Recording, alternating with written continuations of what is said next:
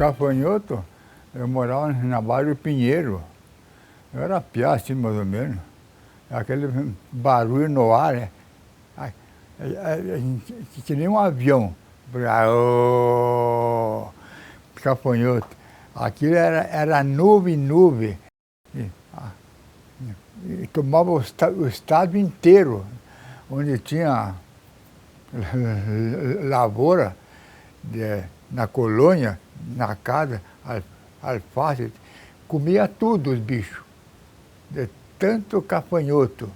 Daí na estrada de ferro aí também era meio metro de bicho na estrada de ferro, os trens de ferro empacou tudo. Dia, não ia para frente, só bicho. E na colônia matava ali os bichos ali, não adianta, aquilo é assim, é que nem nuvem, gafanhoto. Vai devorando tudo que tem na frente. Devora tudo. Mas fica dias aquilo ali, né? Incomodando, fica dias. Mas não morde também. Ela come ali, daí vão dar certo pomar, daí o mar não tem fim mesmo, né? Hoje em dia você vê que o gafanhoto tem veneno, tem tudo, né? Antigamente não tinha nada. Porque dava as peças nos gados ali, porco, moria tudo. Era bravo aquele tempo. E aí o gafanhoto daí ficava dias e dias ali, fazia uma limpa em tudo. Daí foi para toda parte do Brasil aquilo, e depois veio de novo, outra nuvem de gafanhoto. Mas não morde a gente. Aquilo só faz uma limpa em tudo. Plantação que tem na frente, vai comendo tudo. Então eu era piazão, né, assim, na colônia, e a gente não... Todo mundo apavorado, né, com aquilo que tinha acontecido, que a gente nunca tinha visto. Meus pais não tinham visto aquilo ali, meus avós, ninguém tinha visto aquilo ali, né. Só que a fala que mais era que ia acabar o mundo. Aí dizia, mas por que vai acabar o mundo? Porque acho que o pessoal não vai ter o que comer. Os bichos comiam tudo, né? Então foi uma coisa bastante que chocou tudo o povo. Mas o pessoal da colônia, o pessoal meio assim que não tinha muita experiência, né? Tudo sem estudo, sem nada. E de uma noite para outra, se olhava na horta ali, não tinha mais nada de comida. Eles comiam tudo. E só eu não lembro quanto de tempo ficou aquilo ali.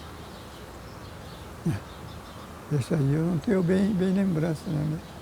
De quanto de tempo permaneceu isso aí, né?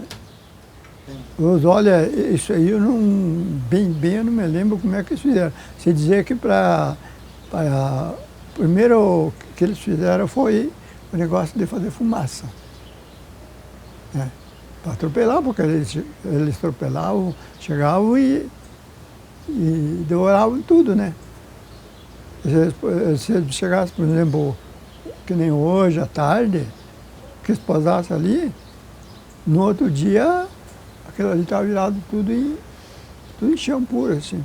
Eles comiam tudo que tinha para frente. Então foi também para a colônia foi bastante avassalador, né? Isso eu não lembro.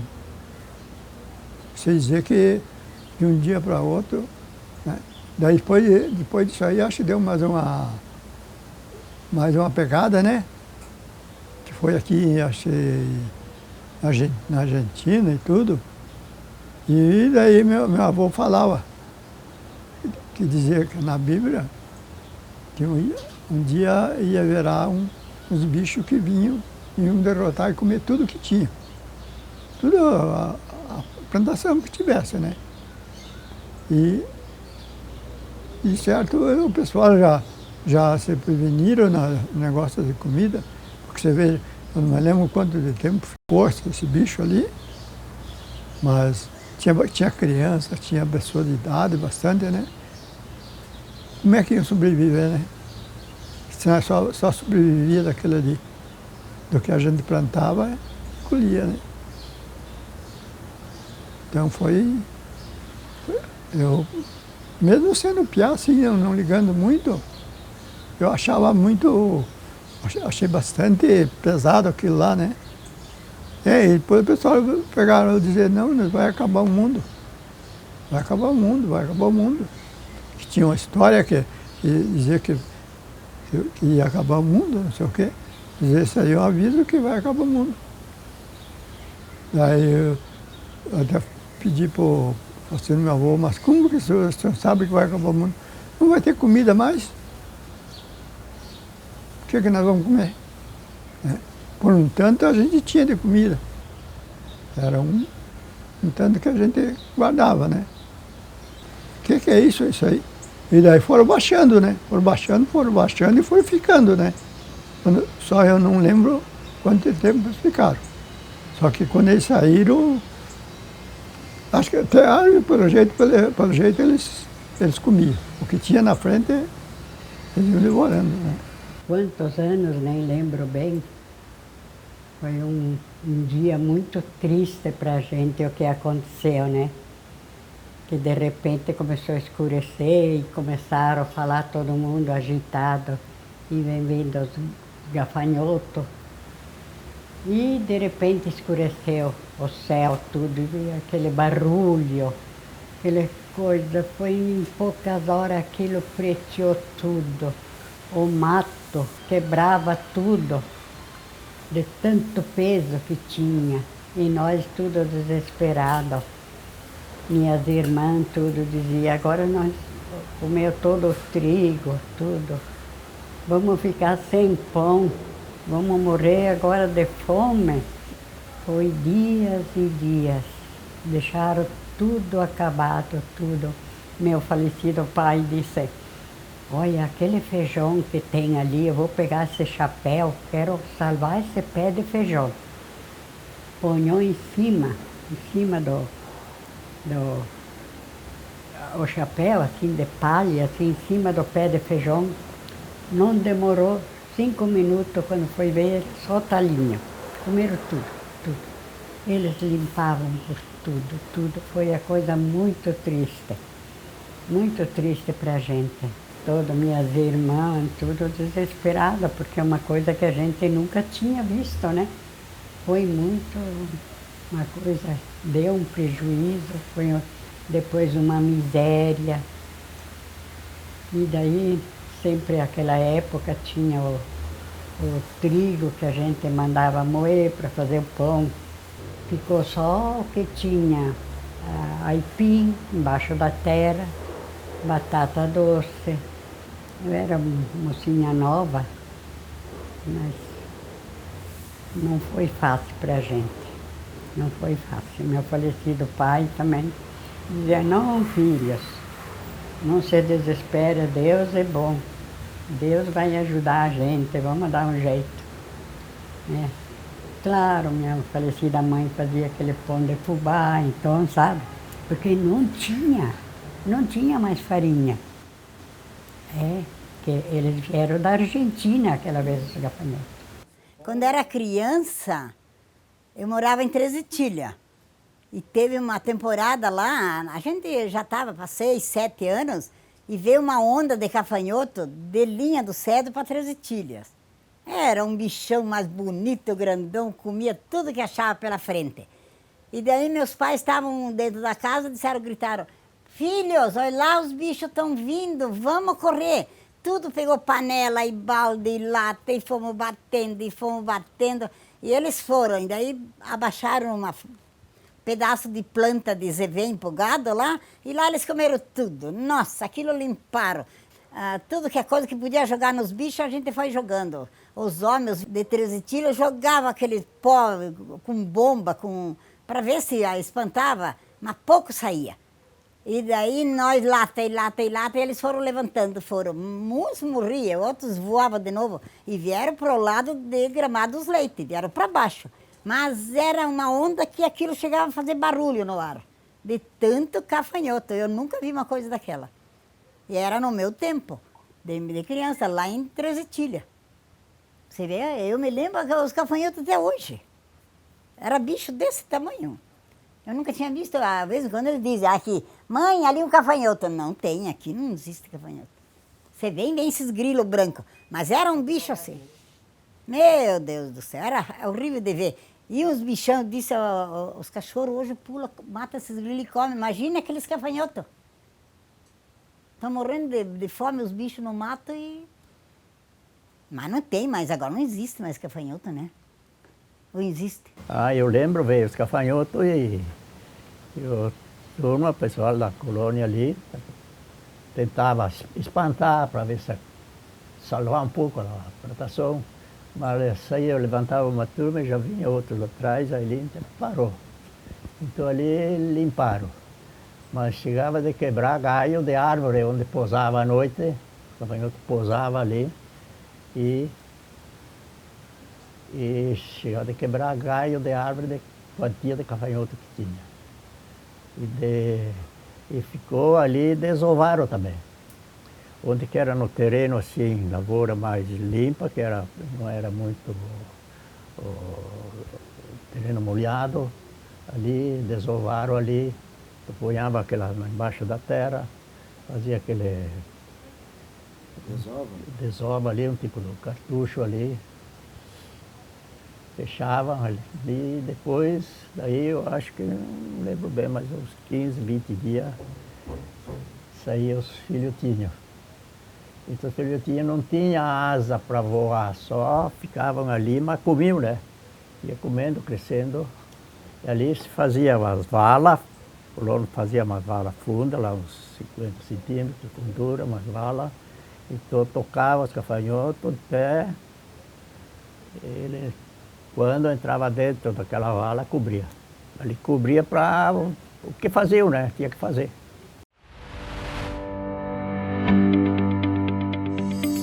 Essa peste suína, nós tínhamos bastante porco, né? E aí criava tudo ele solto, né? E começou a vir aquela peste suína, daí não tinha injeção, vacina, nada. E uns porcos que estavam no chiqueiro, que estavam para engordar, nós matamos eles e aproveitamos. E o resto a gente fazia umas valas e daí queimava ele. Jogava entulho, coisa arada e queimava os porcos, né? Inclusive, só sobrou uma leitoinha, pequenininha. E com aquela ali nós começamos a criar de novo, né? Depois disso aí, eu acho que nem agora, daí o pessoal agora já não existe mais isso aí, né? Desde a galinha, o ovo já é feito a previsão dele no ovo mesmo, né? E de gado eu não me lembro que deu de alguma coisa.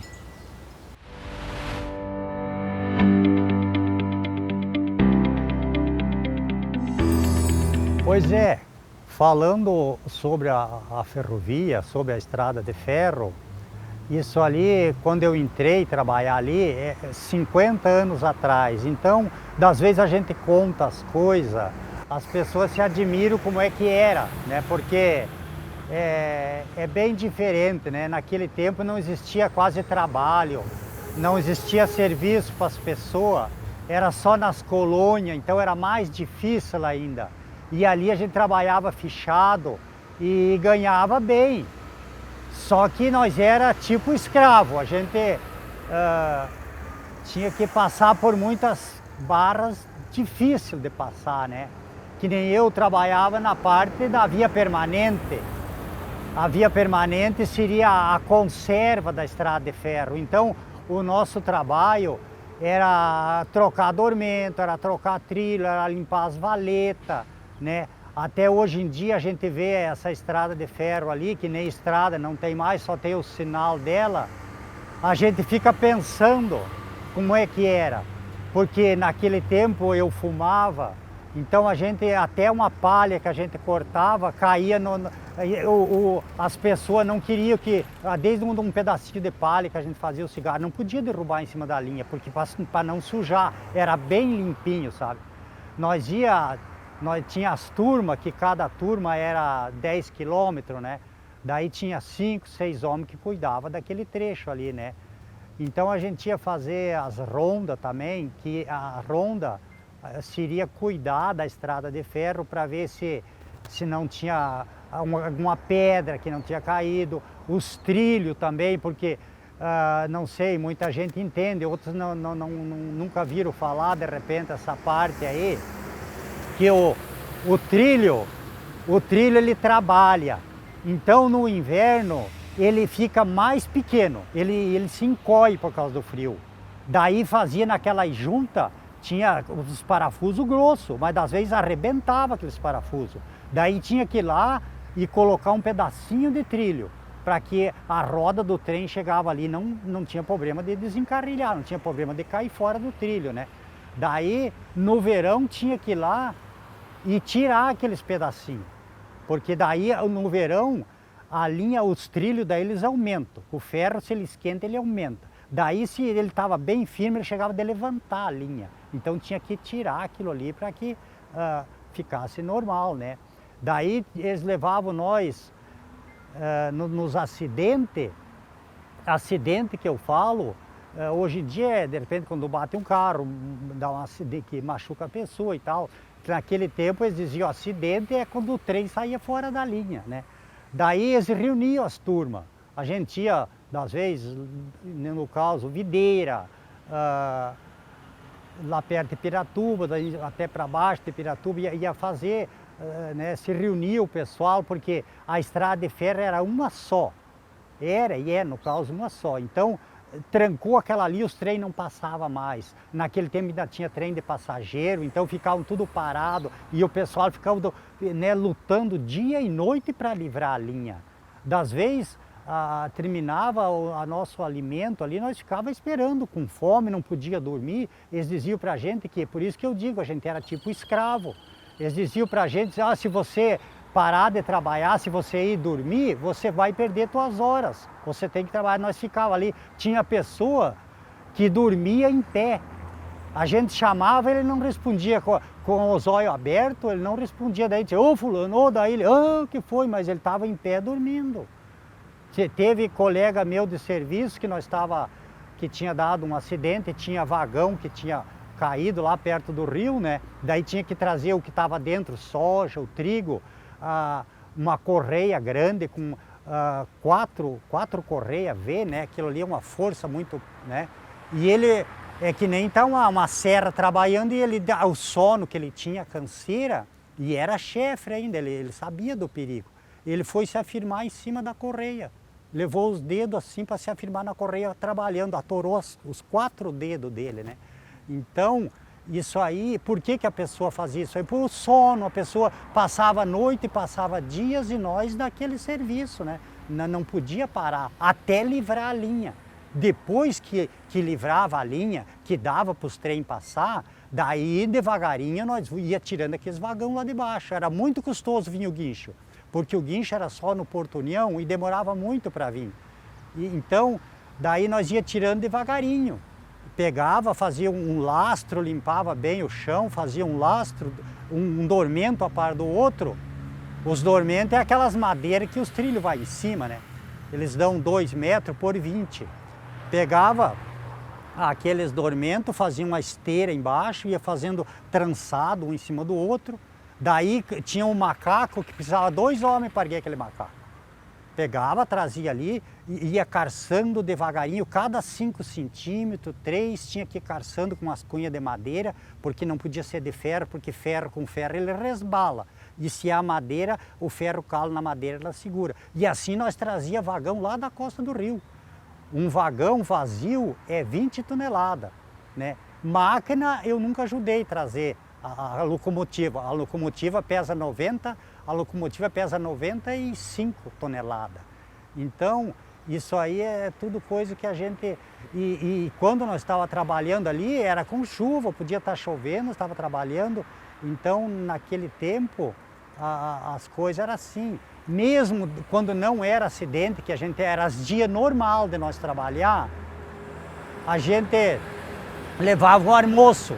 O nosso horário de almoço, toda a vida foi 11 horas. O mais antigos, que quando eu entrei na rede, eles falavam que o horário de almoço nunca mudou, era sempre 11 horas. E nós pegávamos às 12.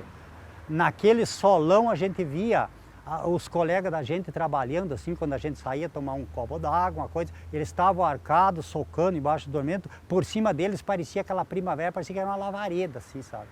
Então, a gente aguentava porque era novo, forte, né, e tomava muita água, a camisa da gente vinha branca do suor, né, porque molhava do suor. Então, o nosso almoço, não vou dizer, claro, não era sempre, mas acontecia muitas vezes de levar o almoço. E daí, por causa do calor, ele azedava, a gente mexia na panela assim, parecia cabelo, mas não era cabelo, é que ele estava azedo assim, mas o que tinha para comer era aquilo. A gente levantava a cabeça, ou esquentava bem ela, comia em cima de uma grelha, levantava a cabeça, ficava olhando lá para o outro lado do rio e comia aquela comida, era o que tinha para comer, né? Então, na estrada de ferro, a luta era desse jeito, né? Então, hoje em dia a gente vê o pessoal na maior facilidade que tem e não aproveita o tempo, né? Não aproveita o tempo para estudar, para se aperfeiçoar, né? E eu, com tudo a minha dificuldade, eu ainda ia na aula de noite. Às vezes eu ia para dormir. Ainda tem colegas meus que a gente fala com eles que eu ia na aula de noite. A gente trabalhava naquele serviço pesado. Chegava em casa, comia uma quantia bastante de comida, porque a gente era novo e gastava energia. A minha janta naquele tempo, que hoje nem né, mudou quase com a água com o vinho, né, porque hoje a minha comida é muito levezinha, não posso dormir com o estômago cheio. Aquele tempo, a minha janta era feijão, era polenta, era carne, era arroz. Eu enchia 2 pratadas, porque tinha disposição, comia aquilo ali, né? Chegava do trabalho, tomava um banho, tomava umas 2, 3 cuidas de chimarrão, que eu toda a vida fui viciado no chimarrão, ia para aula, ia para dormir. Eu me acordava lá quando os meus colegas estavam dando risada de mim, né? Mas assim mesmo aprendi um pouquinho, que hoje está me servindo, né? E essa piazada de hoje em dia anda aí sem ter o que fazer, sem amor na vida, né? Então, a gente fica pensando o quanto que mudou, né? As coisas mudou muito, né? Naquele tempo, quando eu entrei na estrada de ferro, que eu estava trabalhando, a gente fazia as rondas. O que eram essas rondas? Essas rondas a gente tinha aqui antes do trem subir, antes do mistro, que eles diziam, né? O mistro, eles diziam, era o pessoal, era o trem que trazia os passageiros, né? Trazia os passageiros, trazia também uma parte de vagões que trazia alimento, né? Outros tipos de mercadoria, né? E fora isso ali, daí tinha o trem, que era aquele era só de carga, né? Aquele era um vagão só de carga, né? Então, o mistro saía lá de Barra Fria, que dá daqui lá 18 quilômetros, né? Ele saía bem, passava lá cedinho, mas antes dele chegar lá, a gente tinha que chegar na frente dele, sair aqui de Erval e dava 18 quilômetros, né? Então, a gente tinha que sair média 4h30, 5 horas da manhã, e não tinha nem luz, nada, claro, não tinha lâmpada, nada, era no escuro, só que tinha os trilhos relampeavam, porque passava muito trem, então os trilhos em cima os boletos, como dizia, porque o trilho ele é dividido em 3 partes, tem a parte que vai em cima do dormento, que eles diziam que era a sapata, e tem aquela parte que é mais fininha e mais alta, que era a alma, né, quer dizer, a arma do trilho, e em cima o boleto. Então o boleto, de tanto passar os trilhos, tanto passar trem, os trilhos ficavam muito relampeando assim, então de noite alumiava, a gente ia por o meio dos trilhos, ia embora, né? e olhando, né, procurando cuidar se não tinha alguma pedra, principalmente quando chovia, né, se não tinha pedra que caiu, porque se tinha uma pedra meia grande, podia desencarrilhar a máquina, né, então tinha que ter aquela preocupação, né, e daí dava aqueles problemas, daqueles acidentes que depois, né, dependendo do tipo que dava o acidente, demorava 3, 4 dias para livrar a linha. Então era difícil, tinha que evitar disso acontecer, né? E daí a gente fazia 18 quilômetros de madrugada para chegar lá em Barra Fria para pegar o misto para voltar. Mas se caso acontecia que não tinha misto, tinha que ir do mesmo jeito, porque daí se o tempo chovia era perigoso, daí podia vir outros trem, né? Daí tinha que ir voltar a pé, no caso 36 quilômetros a gente fazia, né? E isso aí era tudo coisa que a gente passava, né? E parece assim, hoje, naquele tempo era tão fácil, porque a gente tinha saúde, né? Era novo, então a gente enfrentava, mas a vida de nós, turmeiro, era assim, desse tipo aí, né? E tinha mais outra coisa, a gente, eles deixavam nós, tipo, alerta. Ainda mais, tinha épocas assim que parece que quando... é meio parecido com a política. A política tem vezes que está boa, outra vez está ruim. A estrada de ferro também tinha época que eles deixavam para que ia ficar meio mais, né, ruim a estrada. Então, de repente, começava a dar acidente. Parece um tipo que dava um acidente, de repente dava outro, dava outro. Então, até os domingos, nos feriados, eles queriam que nós ficássemos meio por casa. Porque se precisasse de nós, passava e levava, né? Então, era tudo... E eles pegavam e levavam assim, né? Depois é que ia comida para nós, de repente no outro dia, era tudo assim meio na...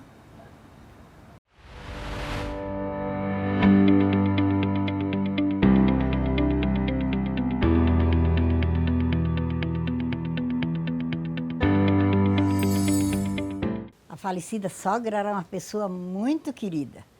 Ela trabalhava muito bem com medicamento e atendia muitas pessoas.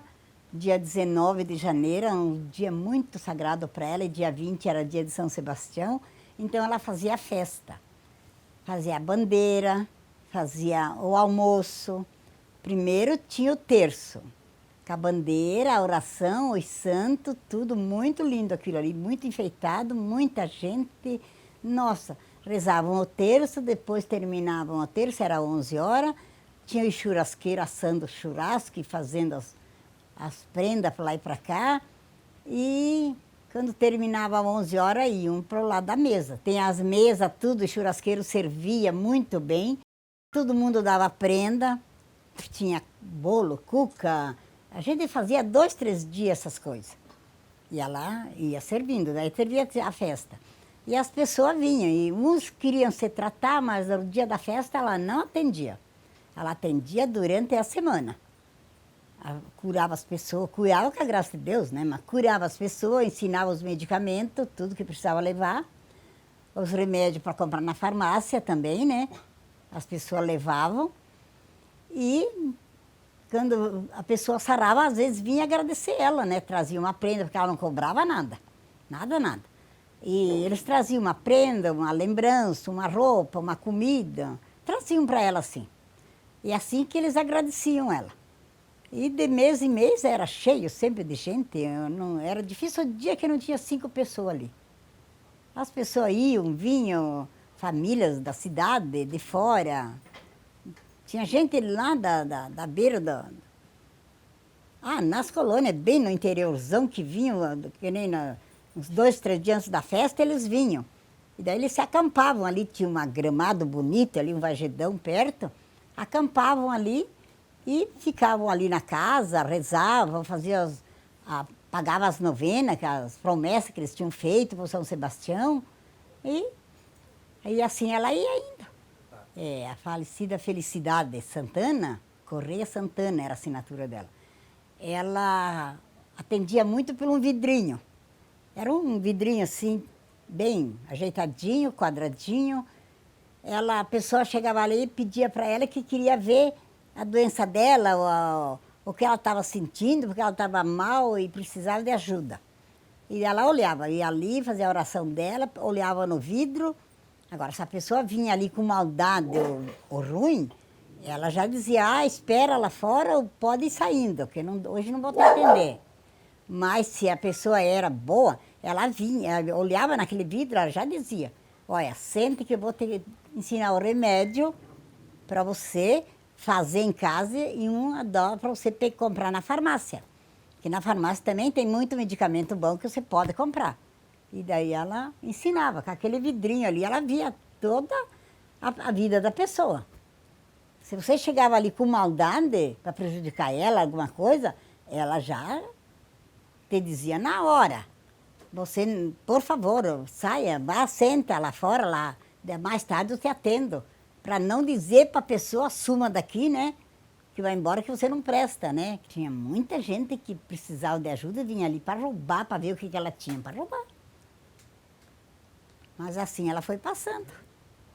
A falecida sogra, quando deu aquela enchente, uma enchente muito forte, e ela tinha todos os santinhos dela, a casa, a enchente que pegou na casa, estava levando com todo o que tinha dentro, os pertences, bicho, e a enchente estava levando embora, tudo. Daí os filhos foram lá, acudiram ela, tiraram ela de dentro de casa, mas os santos dela deu o vento e a chuva e a água muito forte, levou, deixou em cima de uma uva Japão, tudo pendurado lá, os santos dela, a água não levou embora, deixou tudo ali. Dava até dó de ver São Sebastião, o anjo da guarda, penduradinho lá em cima. Porque daí foram juntar tudo, o restante que sobrou da enchente, estava lá, ó, os santos dela. Porque era uma coisa tão santa que ela atendia o povo, que nem a água não levou. Então, eu sou uma das netas da dona Felicidade Correia Santana, né? Chamava-se ela de Nona Dade. Eu tenho uma lembrança, assim, de infância dela muito bonita, assim, porque era uma avó que estava sempre presente na minha vida. E eu lembro também das benzeduras que ela fazia na casa dela, das festas que aconteciam, né? Sempre dia 20 de janeiro, a festa de São Sebastião. A minha nona, né? Ela fazia essa festa, onde reunia várias pessoas da cidade de Joaçaba, Valdoeste, e também de cidades vizinhas. Vinha gente de Rio das Antas, que ela tinha parente, Videira. Né? Então era uma festa assim que ela mesma planejava, juntamente com os parentes, e que acontecia. Mas a minha lembrança maior assim dela é da sala dela onde ela fazia os benzimentos, né? A garrafinha de água que ela colocava na cabeça para tirar o sol, ela benzendo com a linha, costurando, né? Quando fala da questão de rendiduras e também da questão de vermes. Então, era uma cultura popular da época muito bonita que acho que vale a pena a gente relembrar. E também na enchente de 83, a grande enchente, eu estava presente. Então, a minha avó morava na beirada do Rio do Peixe. E na enchente de 83, então, morávamos no São Vicente e logo que aí começou a subir as águas, eu desci, né, no sentido da casa dela. E quando atravessei a ponte ainda estava tranquilo, dava para atravessar bem, mas depois, né, a água começou a subir e a gente foi tirando todas as coisas da casa. E a minha avó, eu lembro que ela não queria sair. Ela não queria abandonar o local, né? E aí eu e o meu primo, que a gente chama ele de Negão, a gente estava lá e fez com que ela saísse. Nós saímos com a água já cobrindo a ponte de ferro, tinha uma correnteza bem grande, como uma onda, e foi um momento de bastante medo, porque a gente sabia que era um tempo assim que talvez não voltasse mais, né? Porque a água, naquela ocasião, a gente já imaginava que ia levar tudo. Começamos pelas festas, né, que a avó, na verdade, nós chamava de nona, que todo ano ela fazia no dia 20 de janeiro, que até poderia cair durante a semana, que era no dia, seja lá segunda, terça, quarta, era no dia 20 de janeiro. E reunia muitas pessoas, mais parente, que era uma promessa que ela tinha, né? E a gente ajudava, participava muito com a questão de galinha, limpar galinha, enfim, matar porco. buscar outros tantos assim de encomendas na colônia.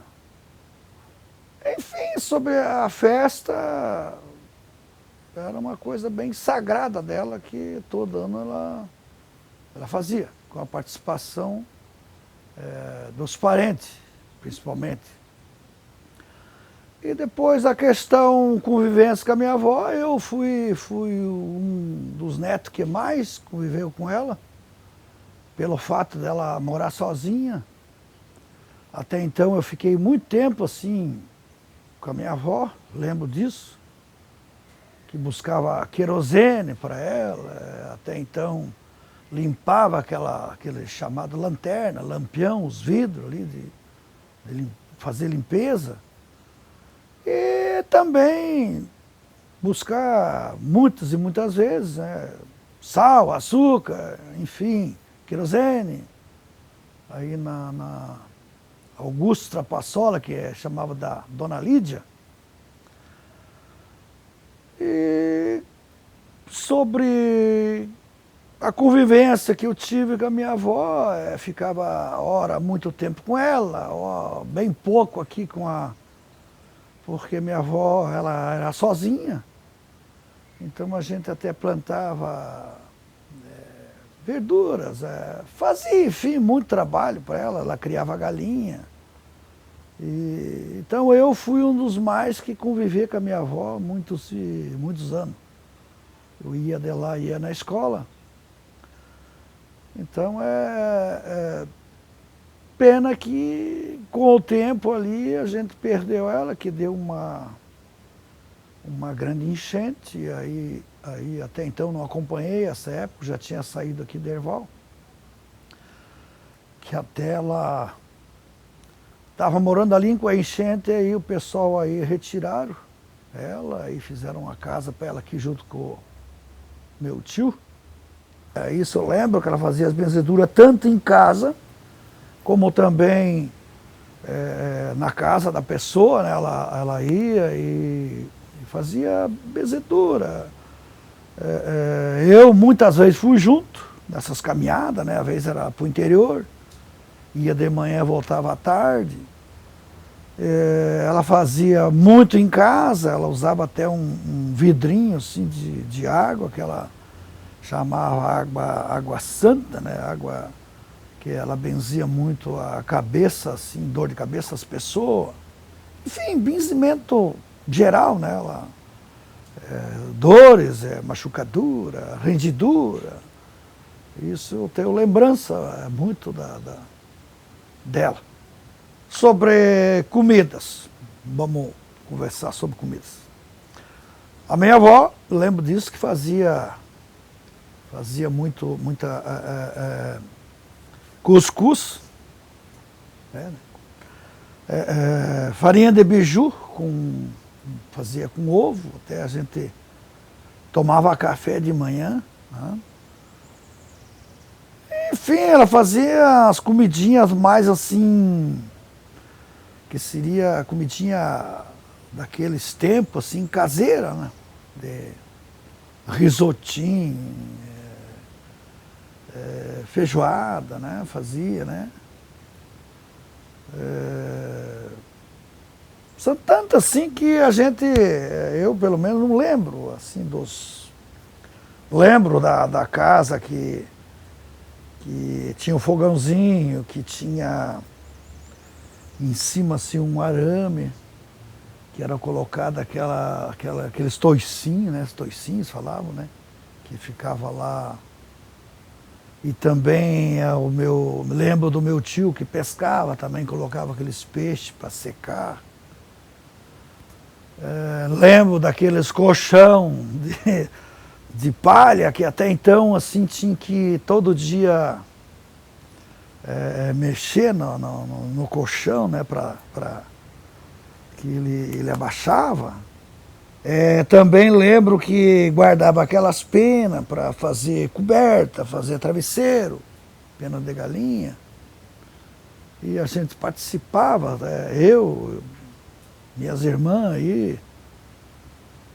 Também lembro que a gente usava muito o pilão, que é o chamado fazer canjica e fazia paçoquinha. Paçoquinha. Né? Tinha o socador ali, que tem o nome, mas não lembro, né? Muitos anos. Então, assim, de fazer cerquinha lá por causa das galinhas, para plantar verdura, né? Porquinho sempre ela teve. Tirar a água do poço, que era que eu fazia, né? Para ela. Então, é um tempo assim que traz muitas recordações para a gente. Eu sou um dos mais velhos da família, então assim, eu acompanhei muito mais a minha avó do que os demais, que eram mais novos, né? E depois eu saí daqui, então com 18 anos, e daí deu essa tragédia dela, da enchente e coisa, e aí foi morar aí com meu tio, e pouco tempo, não foi muito tempo, ela faleceu.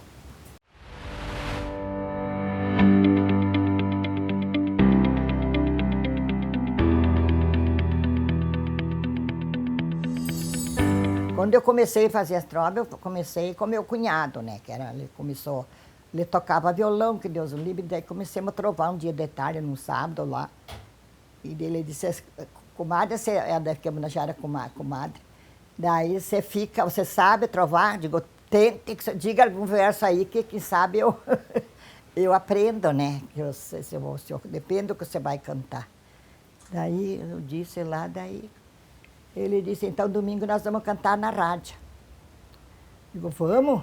Então vamos lá na rádio, vou te apresentar lá na rádio, com o Solito Moreno, disse que é para me levar você lá para cantar, que eles tinham um programa de sertanejo lá, muito bonito, né? Daí eu fui cantar lá. Daí quando eu me apresentei lá, ele se apresentou, eu apresento a minha ajudante aqui, que trabalha comigo e coisas. Daí ele mandou ver lá e eu mandei brasa, trovar. E daí, dali nós começamos, daí nós trovemos acho que uns 6 meses. Eu fiquei saindo com ele, fui para Capinzal, trovar, fomos para lá, para Luzerna, esses redores aqui, sabe, onde eu fui. Ali em cima, na Boa Esperança, ali para cima, onde nós nós se apresentar.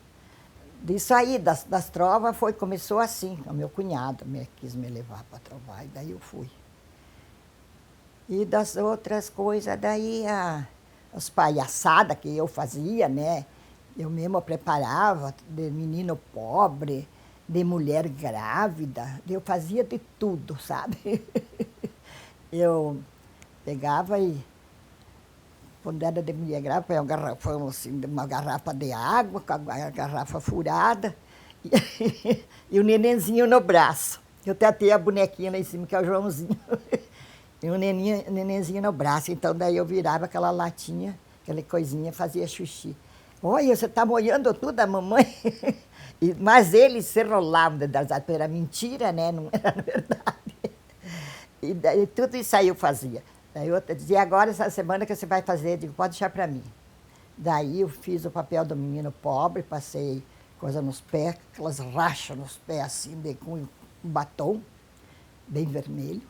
E daí eu pegava e ia naquele jeito, com o pano amarrado nos pés, tudo, faixa na perna, tudo coisa arada assim. Daí ela chegava a hora de me apresentar, ela chamava, que era para mim ir lá na frente para cantar. Daí eu ia, daquele jeito. E daí ela me chamou, agora é a hora do menino pobre. Todo mundo fica esperando o que era. E era eu. Vinha de lá com aquele saco, pegava roupa num saco velho, assim, de coisa, um chapéu velho na cabeça, pé no chão, tudo assim. E aí a hora que eles foram, eu fiz que eu resbalei, eles foram me ajuntar, daí eu caí, né, no chão.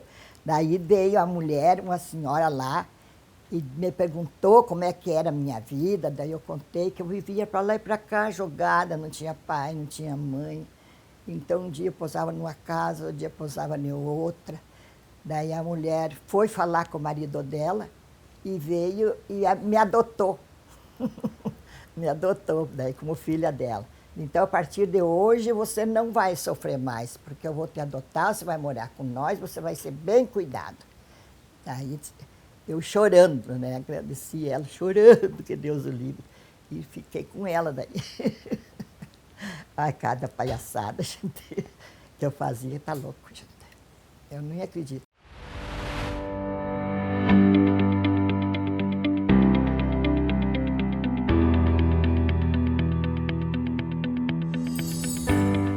Meu pai se chamava José Chaves Neto, minha mãe Maria Santina Chaves. Eu tenho uma história bem linda de contar do meu paizinho. Ele gostava muito de cinema. Desde criança, muito, muito de cinema ele gostava. E daí, quando ele conheceu a mãe, ele acabou roubando ela, que naquele tempo, né, muito roubavam. Não esperava se namorar, casar, roubavam mesmo, né? E ele roubou ela, eles fugiram junto e foram para Capinzal. E daí tinha matinê cinema. Ele deixou a mãe no hotel e foi para o matinê cinema. E de noite foi de novo, porque a mãe nunca gostou de cinema, né? Então ele ia sozinho, ele não perdia nenhum. Daí quando ele contava, eu era pequena, eu lembro muito disso, que quando vinha visita muito ali em casa, ele, se era na quarta-feira ou sábado e domingo que ele queria ir no cinema, ele pulava a janela e deixava a mãe com as visitas e ia para o cinema. Quando a mãe ia procurar ele, ele não estava mais. Daí a mãe já sabia que ele tinha fugido para ir no cinema, né? E essa é a história do seu José. Ele era uma figura.